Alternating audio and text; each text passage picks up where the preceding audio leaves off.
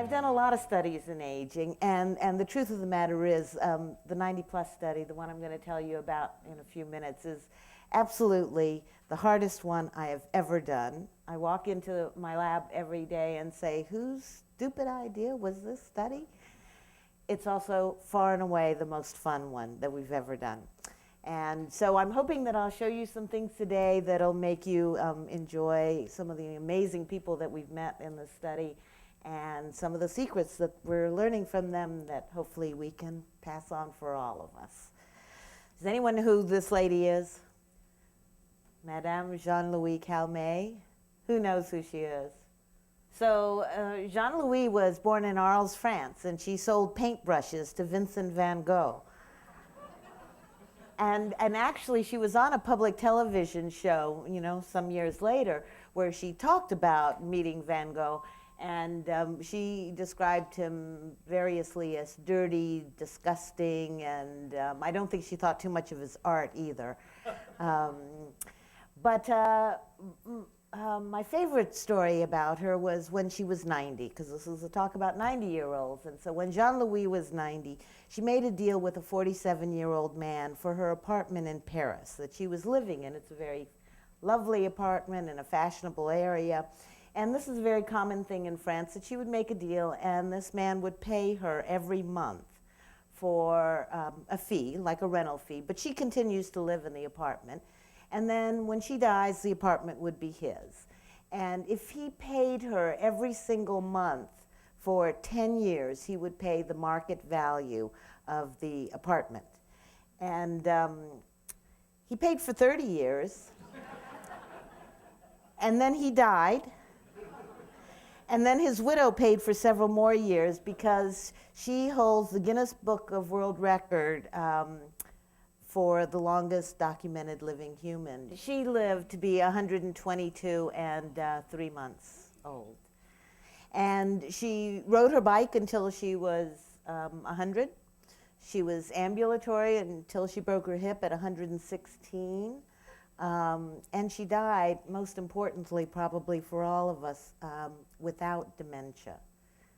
I think sort of not answering, but definitely speaking to a question that I'm often asked, which is dementia an inevitable consequence of aging?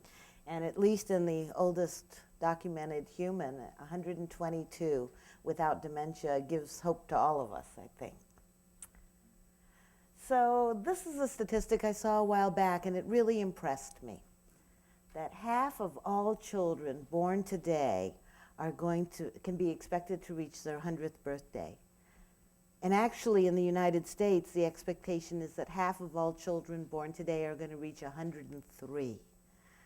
So although Jean-Louis is pretty unusual, she's just the beginning of a tsunami because we are going to have a large part of our population living well beyond 100 by the middle of the century. So over the next 30, 40 minutes, I'm going to tell you a little bit about the study that we started called the 90-plus study. I'm going to tell you what we've learned from some of these folks about what is associated with living longer. I'm going to tell you what we've learned about dementia from them and show you some of the research that we've done in their brains as well as in imaging of their brains. And then hopefully we'll reach some conclusions. So right now in the United States, there are probably fewer than 2 million people over the age of 90. We have enrolled a significant number of them because to date the 90-plus study has enrolled 1,600 individuals in 36 states. But by the middle of the century, this is what's going to happen. We are going to have between 10 and 12 million people in the United States alone who are over the age of 90. They're the fastest growing segment of the population, and we know pretty much nothing about them. We haven't studied them very often. In general, most of the research we've done, even in Alzheimer's disease, has been in much younger people. And so these are pioneers, and we wanted to know a little bit about them. Now, in this slide, you can see a variety of studies from around the world that shows the age-specific risk of developing dementia. So at this end of the spectrum, as you can see, most of the studies give you more or less the same answer. And at 70, 75, and 80, your chances of developing dementia annually is about 3% per year. It doubles with every 5 years of age in all of the studies, although by the time you get to 90, you can see there's a huge difference in the variability. So some studies claimed that per year, if you had 100 people who didn't have dementia at age 95, that 30 of them, a full third of them, would develop dementia. Other studies said, oh, no, it's still only about 3%. Some studies said it continues to go up. Other studies said, oh no, after age 90, it looks like it starts going back down again. And that's why people like Jean-Louis live to be 122 and don't develop dementia, because your highest risk is actually before age 90. So you can imagine that there's a big difference between 3% per year and 30% per year for 12 million people, and it becomes somewhat important to know of the fastest growing segment of the population, what is the real risk? And that was a question we wanted to answer. We also wanted to know what causes dementia when you get it at this age. So as you can see in work done by one of my colleagues from Einstein, he pointed out more than a decade ago that when people die of dementia in their 90s and you give their brain to a pathologist and said, what caused the problem in this person? Half the time the pathologist said, looks like normal elderly brain to me.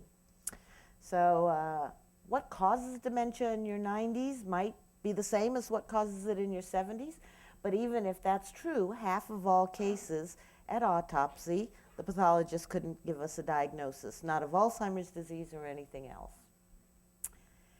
So we put together the 90+ study, and here you see that slide, and we wanted to see what is the risk, and that's the first question we answered. We wanted to know the risk factors for dementia in this age group. We wanted to know the types of dementia that they got, and so we started the 90+ study. So here's what we did. In 1981, actually, investigators from the University of Southern California, who were interested in a lot of things, including estrogen and women, sent a 14-page questionnaire to every single residence of what was then called Leisure World, which is now called Laguna Woods or Laguna Village. I think it's very telling that the people who live in Leisure World felt that for a variety of reasons, they wanted more autonomy, but they were also offended by the name Leisure World. And they feel like this is an active community, and they are right. When I started working there, the mean age was in the 70s, but the mayor was 90, for example. And they have something like 450 clubs there of all sorts. Exercise clubs and theater clubs and music clubs and jewelry making clubs and woodworking clubs, and you don't go there to retire, you go there to be active as they saw it. So they seceded and they started their own city, which is now called Laguna Woods. And in fact, right after they did that, in the 2000 census, Laguna Woods is the oldest city in the United States. At least in terms of the age of the people who live there. So they sent a 14-page questionnaire to every household. It wasn't addressed to anyone in particular, just the address of the house. And they sent out about 17 or 18,000 of these, and they got 14,000 of them back, which I work in research. I know how to beg people to do things for me, but I think only at Leisure World could that have happened. So 14,000 people provided information in 1981 about their diet, their lifestyle, their exercises, and those people at that time ranged in age from 55 to 107, with a mean age of about 73 years. Because women live longer than men, there were 2/3 of the people who answered the questionnaire were women. It's a primarily white, fairly well-educated cohort of individuals. And they followed this up with some questionnaires also through the mail 4 times over the next 20 years. So all of this was done by USC, and it was all done by mail. And if you got the questionnaire back, that's great. And if you didn't, that's the way it was. And the first thing we wanted to do was find out if you, of the 14,000 people, on January 1st, 2003, if you were alive and 90 or older, we invited you to join the study. Now, even though all of these people lived in Leisure World in 1981, at this point, for a variety of reasons, they now live in 36 different states. So we looked all over the United States for them. We did a lot of cold calls. We called neighbors and asked them if they knew what had happened to the person we were trying to find. We took unusual names and called blindly. And much to my utter amazement, we not only found, but we enrolled 83% of these individuals. So to date, we have enrolled more than 1,600 of them. And the first thing we wanted to know was, if you lived to be 90 or 100, what did you do differently 30 years ago? And so this is the old Leisure World globe. When they seceded from the Leisure World communities, it had to go, but at the time it seemed like a real pot of gold at the end of the rainbow. So, and this was on the Leisure World site, and I thought it was very amazing. And for a researcher interested in aging, it is a pot of gold at the end of the rainbow. It's really an amazing place to work. This is where our clinic is. We put it in a storefront right next to the exercise club that you saw them in. Their own television station, their own radio station, and their own newspaper are all next door to where we have our clinic. And when we ask them to come in, we ask a lot of them. We ask them to come and give us a lot of information about their medical history and their medications, but also to take neuropsychological tests, also to do a full neurological examination. We ask them for their DNA, and at this point we have the DNA of more than 1,000 of them that we are stored for research. We ask them to give us an informant or family member who will answer questions about them, and we ask them to do this every 6 months. And then we say, and by the way, when you're no longer here, can we also have your brain? And they are remarkably generous. I think that one of the things that they've taught me is the importance of legacy and leaving something for not only your own heirs, but the rest of the world that comes after you. So they've been incredibly generous about agreeing to do all these kinds of things. So here's the first snapshot of the 1,600 people at baseline when we first enrolled them. And you can see that now, by age 96, there are 3 women alive for every man, because women live a lot longer than men, and that's true of all species, wherever there's a difference by sex. I think it's a question that we really have ignored and is probably very important. Why does the female live longer than the male if there's a difference? So there are 3 women alive for every man by this age. And though about 40% of them are living in some kind of sheltered living, about 1/3 of them were still living home, alone, with minimal, if any, assistance. Obviously, mostly widowed in many cases. And roughly, when you looked at their cognition, it's roughly 1/3, 1/3, 1/3. Meaning about 1/3 of the women and men were normal.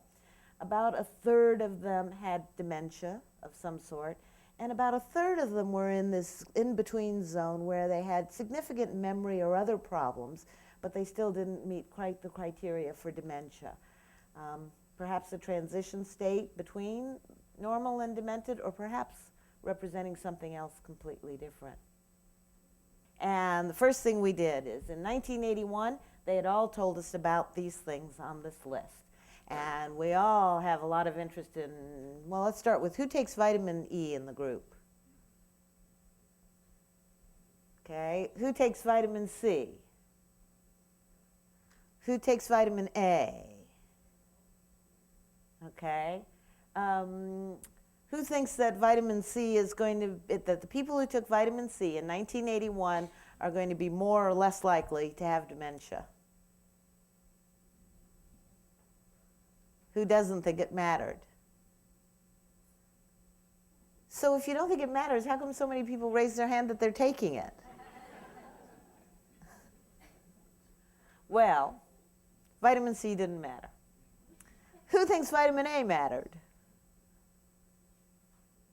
So let me be clear on this. What I'm showing you right now, though, I do want to say, this is for longevity, okay? So all I'm doing right now is showing you if you took vitamin C in 1981 versus if you didn't take vitamin C in 81, did you live longer?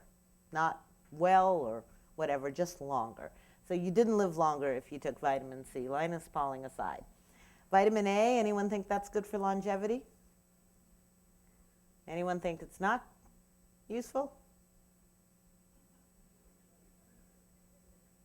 Okay. Vitamin A didn't matter for longevity. Most people's favorite is vitamin E. So how many think that vitamin E supplement users lived longer than those who didn't take vitamin E in pills?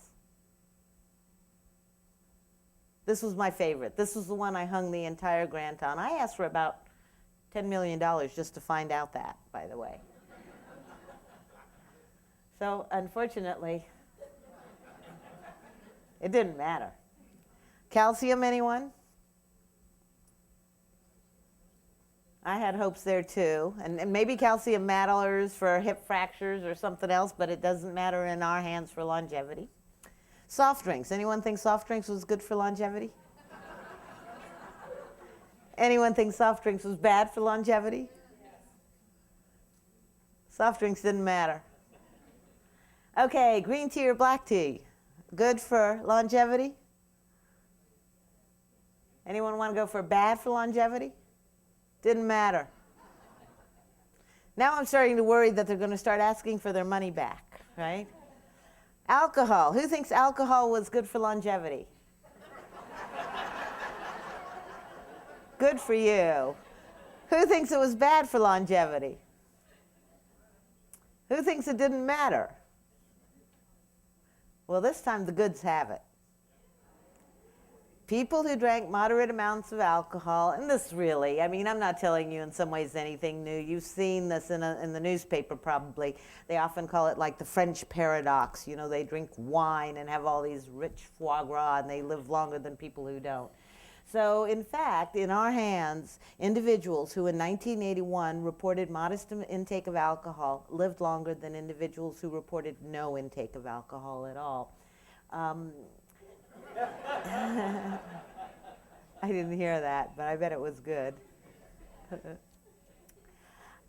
In our hands, it didn't seem to, the French want you to think that it not only has to be wine, but it has to be red wine from Bordeaux.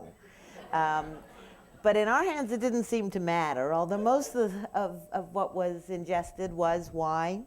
The color of the wine didn't matter, and whether it was beer, martini, or wine, it still seemed to have the protective effect. Moreover, it doesn't take much. I mean, once a week will get you into the protected group, once or twice a week. It's not like you had to have daily alcohol. Anyone want to go for caffeine being good for you? Anyone want to go for caffeine being bad? Anyone want to go for caffeine not mattering? Caffeine, it turns out, mattered. And we put in there caffeine from all sources. So we have caffeine from soft drinks and chocolate, as well as from coffee products in there. But caffeine was one where the amount mattered a lot. So caffeine is what we call U-shaped.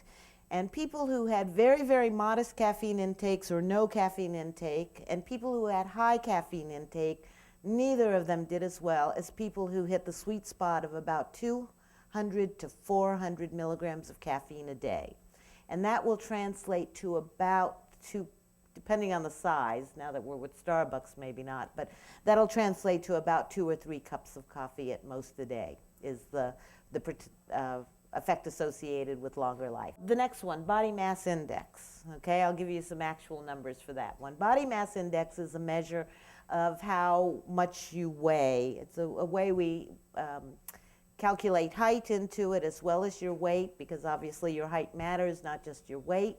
And we've divided it into normal, the thing we're supposed to be shooting for. There's people who we consider overweight, and then even beyond that, people we consider obese, and at the other end of the spectrum, people we consider underweight. And these are all standard US government sort of numbers that we used. So we calculated the body mass index for the individuals who were on average were in their 70s, and we wanted to see if you were overweight, normal weight, underweight, how did that affect your mortality experience? So how many people think the people who lived the longest were the normal weight ones? How many people think that the people who lived the longest were the underweight ones? How many people think that the people who lived the longest were the overweight ones? Well, you guys are the right ones. Because what we said, per year, there was a 3% reduction in mortality. So 3 fewer, for every 100 people who were overweight, compared to every 100 people who were normal weight, 3 fewer individuals would die per year in the overweight group. And even though in our study it wasn't statistically significant because we have a fairly small study, the CDC has done 2 other studies in larger populations looking at millions of people, and they got exactly the same 3% reduction in mortality. Now, the people who are underweight, all these people aside who think that calorie restriction, I mean, I can make a rat live longer by not feeding him. That is absolutely the case, and that is consistent. If you undernourish many animal species, you can make them live longer. And the mechanism of that has been of interest to people interested in aging for a long time. But in this study, if you were in the underweight category in 1981, you had a 50% increase in mortality. So meaning 50%, if 10 people died in the normal group, then 15 people died in the underweight group. They had that kind of increase.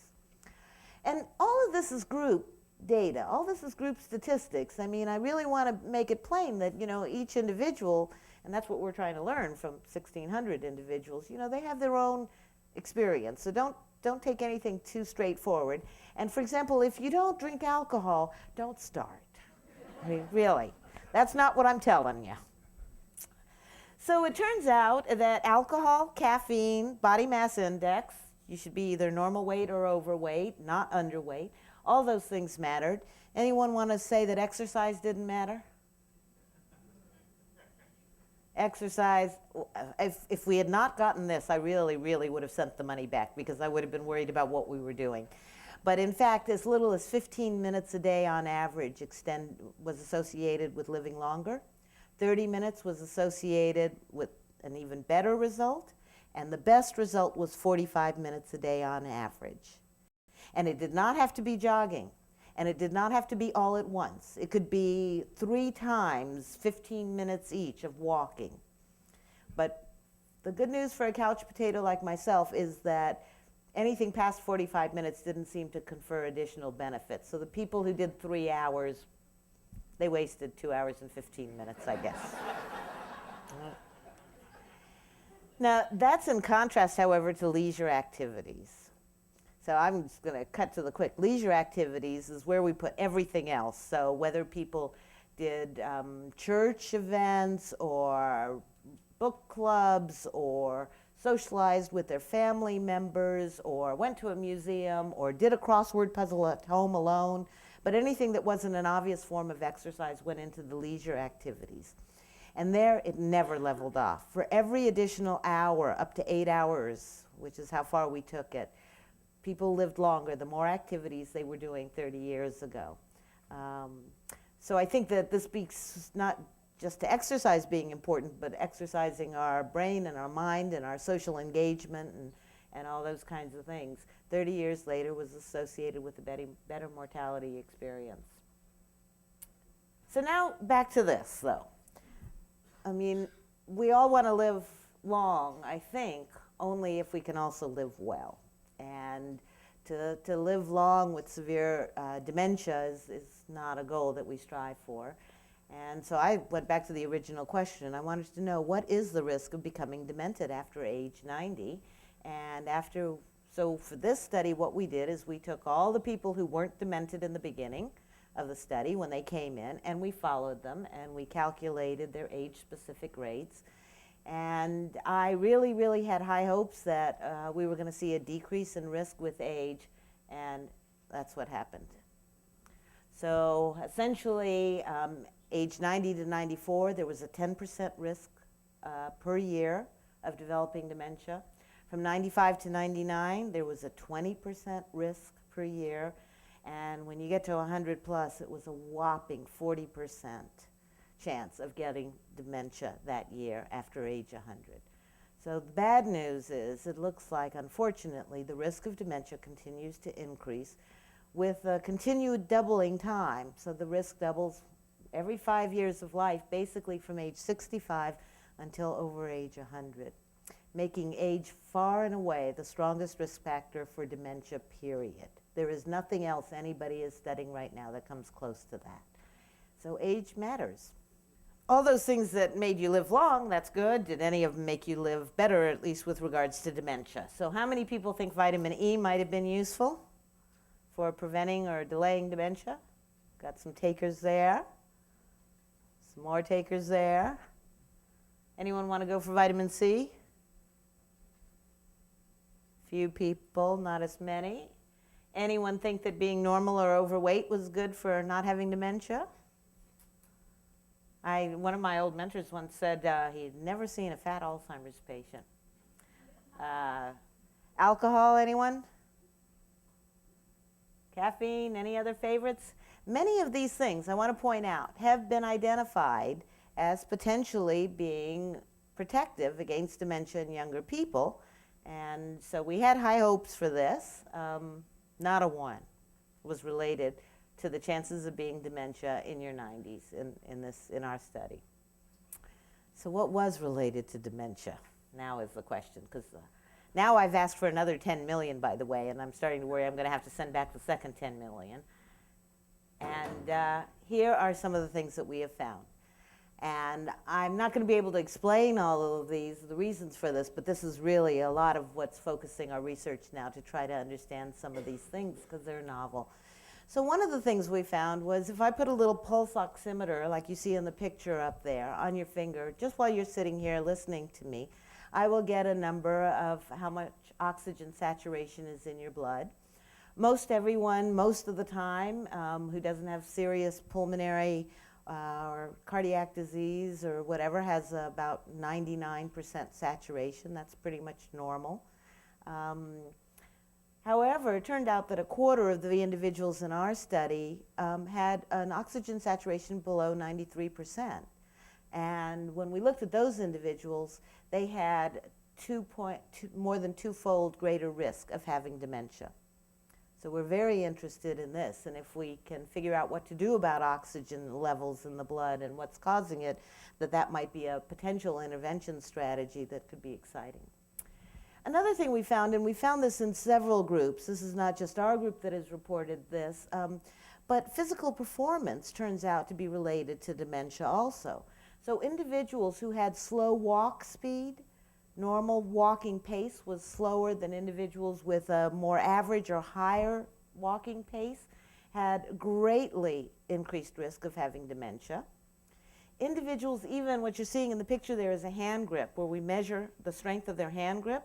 If you were in the bottom quartile, the bottom 25%, compared to the top 25% of hand grip, you had a 5 times greater risk of having dementia. And this has been reported in other samples too.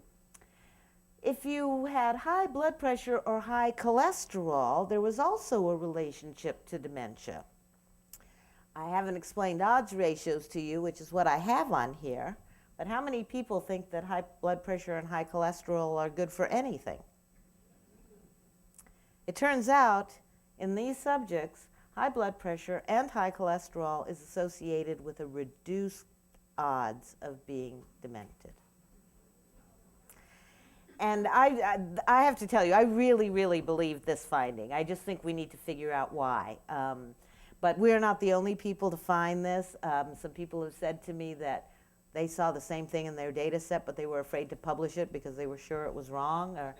And I think that part of what this speaks to is that we really, really have developed this notion that elderly people aren't worth studying because whatever we learn about a 50 or 60 or 70-year-old will tell us all we need to know about a 90 or a 100-year-old. And yet we don't think that way at the other end of development, at the other end of life. I mean, we understand that infants need a completely different doctor even than adolescents. We understand that the diseases that babies get is different from the diseases that children get. We understand that the doses of their medications and the other parameters that we look at, including things like cholesterol, need to be looked at with a different standard.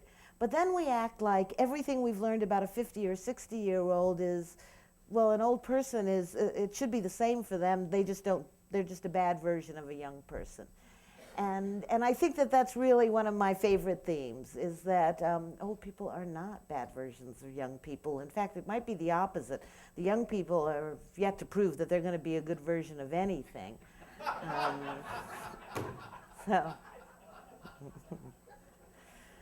So in our study, if you have high blood pressure, you have cholesterol, high cholesterol, you are actually protected.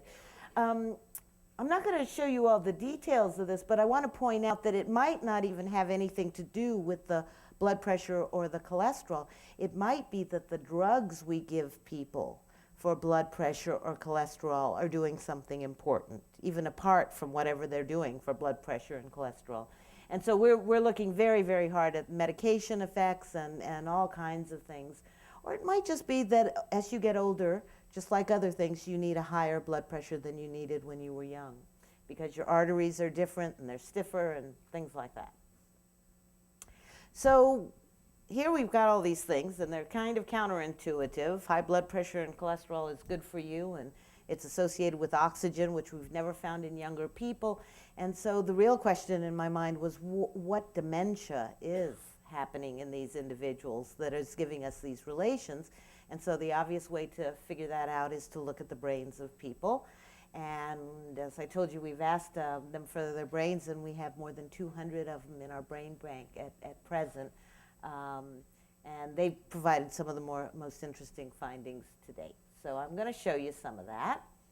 First of all, I want to point out that the demented and the non-demented people are the same age. They're on average 97. There's a test called the mini-mental that we give people. It takes only a few minutes. A perfect score is 30.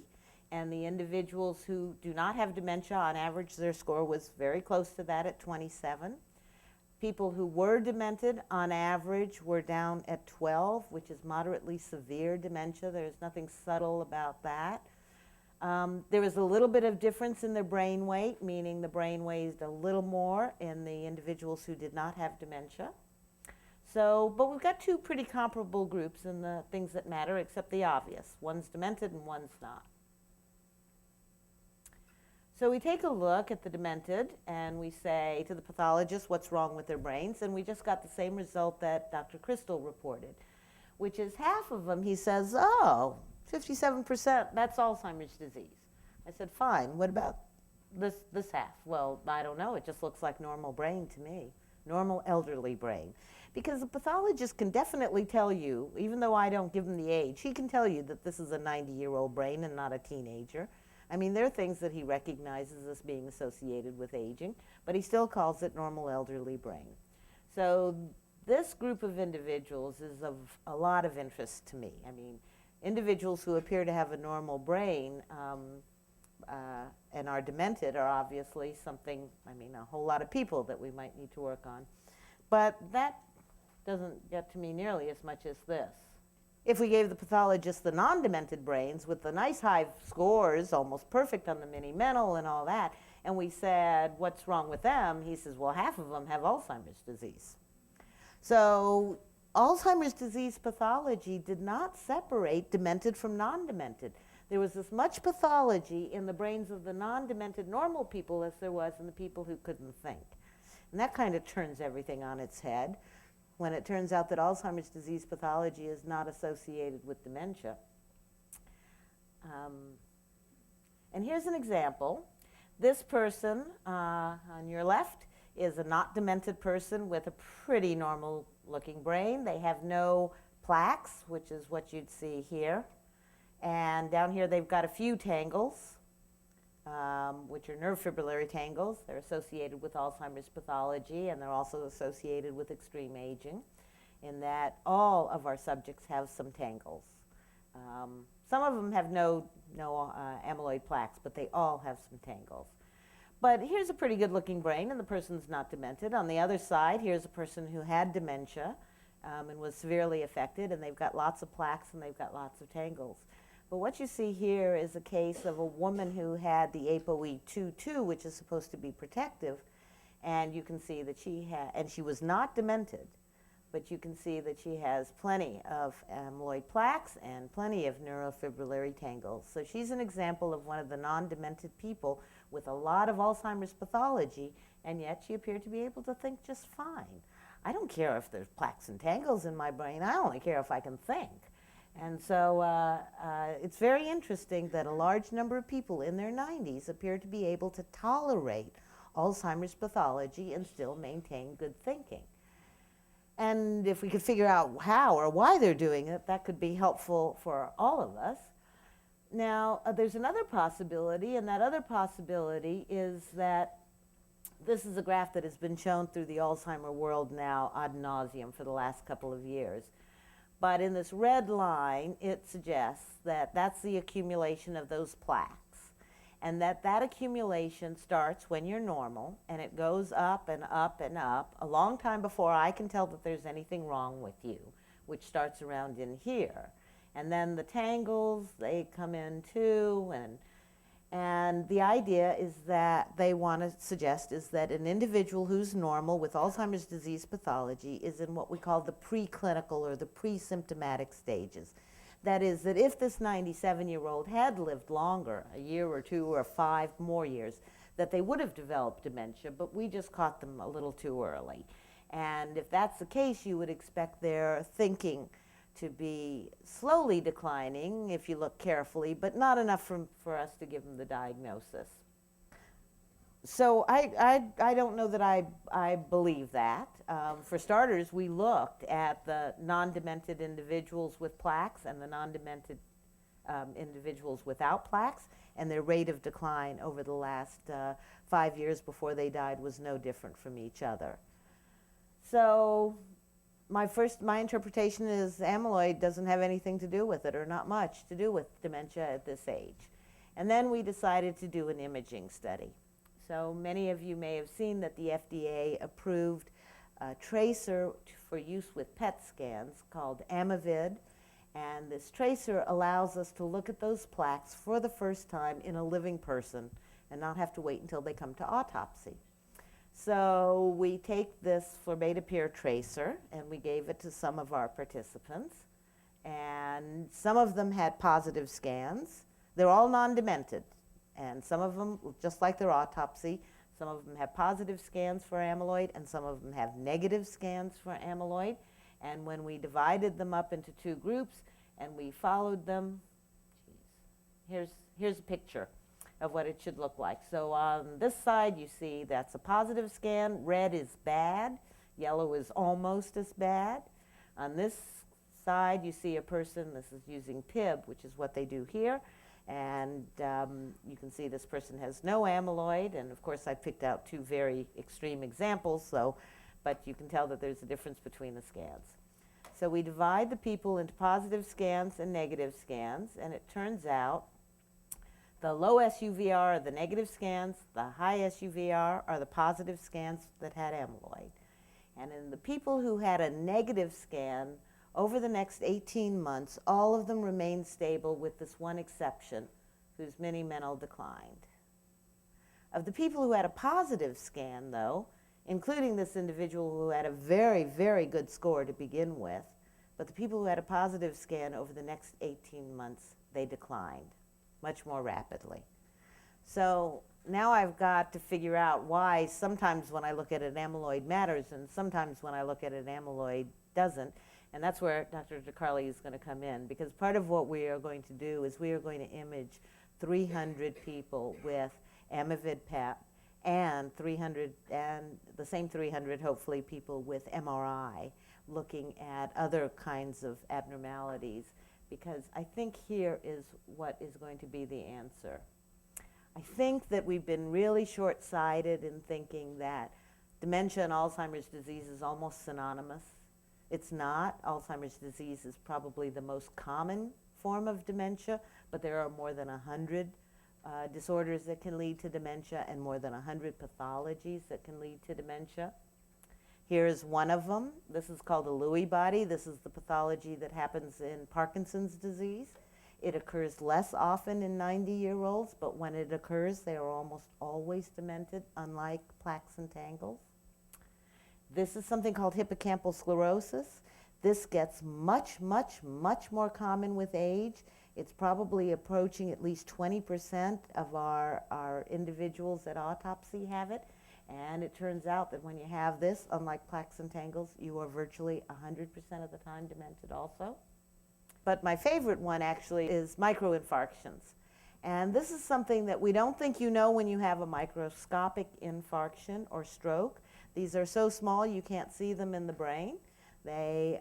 However, if we detect 3 of them in your brain, then your chances of being demented are 5-fold greater. And we haven't been measuring these in brains up until now, and I think it might be related also to some of the findings we have with oxygen and blood pressure. So, for my last few seconds, how do we prevent Alzheimer's disease? Everyone always wants to know. And my mother gets mad when I do this, but I think the best evidence we have right now, seriously, is to do what your mother told you to do. To get plenty of exercise, to engage in social and cognitive engagement also, to limit stress, have a diet that's high in vegetables, fruits, fish, low in fats, particularly meat and dairy fats, modest wine and caffeine intake, and this is my favorite. Someone will have to tell me how to limit stress. But I think that really there's been some publicity lately suggesting that in the last 20 years, the age-specific rates of developing Alzheimer's disease and other dementias are actually going down. And it has nothing to do with the bazillion dollars we have spent on drugs which have not succeeded.